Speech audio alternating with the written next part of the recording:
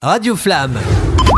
J'ai le plaisir, en ce lundi 7 octobre 2024, de recevoir Guillaume Candidat et Léa Soudin pour le projet de Tour du Monde qui commencera lundi 21 octobre prochain au profit de l'association Rêve. Alors, mon cher Guillaume et ma chère Léa, bienvenue à vous sur les ondes de Radio Flamme. Bonjour. Merci, bonjour. Merci d'avoir voulu profiter de Radio Flamme pour parler de votre projet absolument ambitieux. Je vous envie. Alors, en premier lieu, est-ce que vous pourriez vous présenter en quelques mots, s'il vous plaît, Léa? Oui, alors moi je m'appelle Léa Soudin, j'ai 26 ans.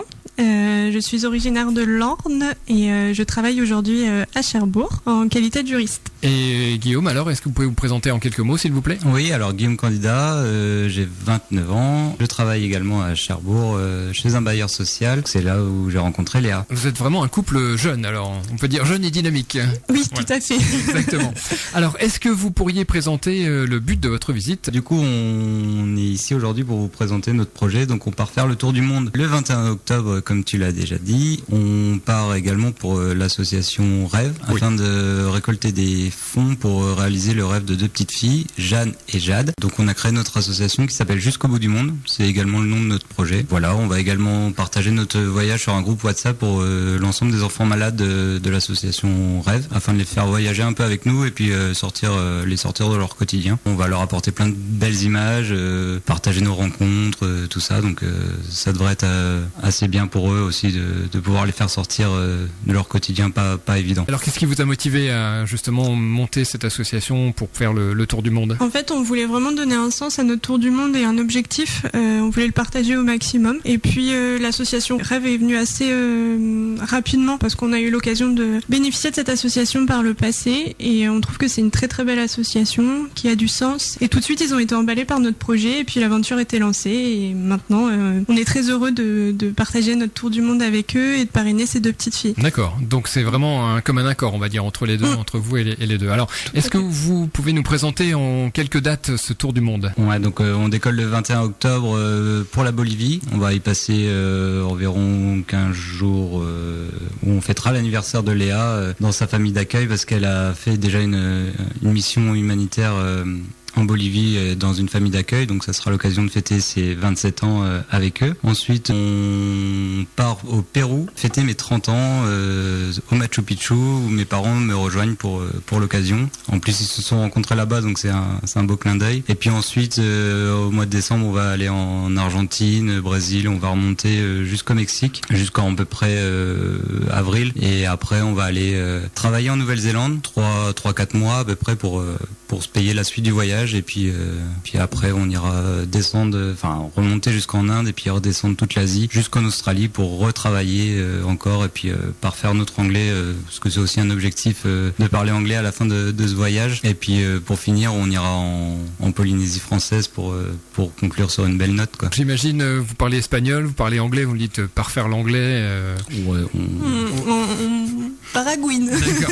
D'accord. Bah, ça sera l'occasion effectivement donc de parfaire les deux langues. Effectivement. Est-ce que c'est quelque chose que vous avez mûri depuis un certain nombre d'années déjà? Parce qu'un tour du monde, ça se mûrit, j'imagine. Tout a commencé en août dernier, en 2023, quand Guillaume m'a proposé de partir faire le tour du monde. J'ai tout de suite dit oui, forcément, parce que c'était un peu un rêve d'enfant pour nous deux. On en rêvait de ce tour du monde. Il fallait juste qu'on trouve le moment, et là, c'était le moment idéal. On n'a pas d'enfants, on n'est pas propriétaire de maison, donc on s'est dit on se lance dans l'aventure. Et puis depuis un an et 2 mois, on travaille sur ce projet de manière intensive. On s'est beaucoup renseigné, on a beaucoup lu d'articles, de journaux sur Internet, on a essayé de rechercher des témoignages, etc.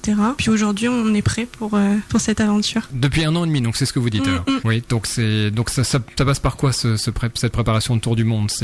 C'est un peu tout, c'est l'itinéraire, qu'est-ce qu'on emmène dans notre sac, quels sont les vaccins qui sont obligatoires, dans quel pays il faut mieux aller plutôt que d'autres, même à l'intérieur des pays, quels sont les endroits qu'il faut visiter, comment on se déplace, essayer de connaître un petit peu la culture en amont pour pas commettre d'impair. Ouais, c'est très très vaste. Oui, absolument. Alors donc, qu'est-ce que vous allez en tirer de ce tour du monde? Alors au niveau, j'entends culturellement parlant. En fait, l'idée c'est de rencontrer les populations sur place le plus possible, donc dormir chez l'habitant dès qu'on pourra, parce qu'on pense que c'est le meilleur moyen de voyager, de connaître la culture locale en étant au plus près des populations. Après, on espère créer des liens forts avec les gens sur place. On verra, ça sera plein de rencontres. Je pense qu'il y a de belles surprises qui nous attendent. Après, je pense qu'il y a aussi un petit côté partage avec les enfants. On aimerait bien peut-être aller dans des écoles ou voir les enfants pour aussi refaire le lien avec l'association Rêve, partager aussi des moments d'échange avec les enfants à l'autre bout du monde pour remettre sur le groupe WhatsApp. Je pense que ça peut être intéressant. Après, on a aussi proposé de partager notre voyage avec deux écoles, l'école de Tolva dont je suis originaire, et puis l'école de Jade. Donc ça sera aussi le moyen de faire des échanges peut-être entre les écoles, un petit peu imprévus pour l'instant, et puis ça s'affinera au fur et à mesure du voyage. Puis après, on a aussi les surprises qui vont faire la beauté du voyage. On ne sait pas trop à quoi s'attendre, donc on verra bien.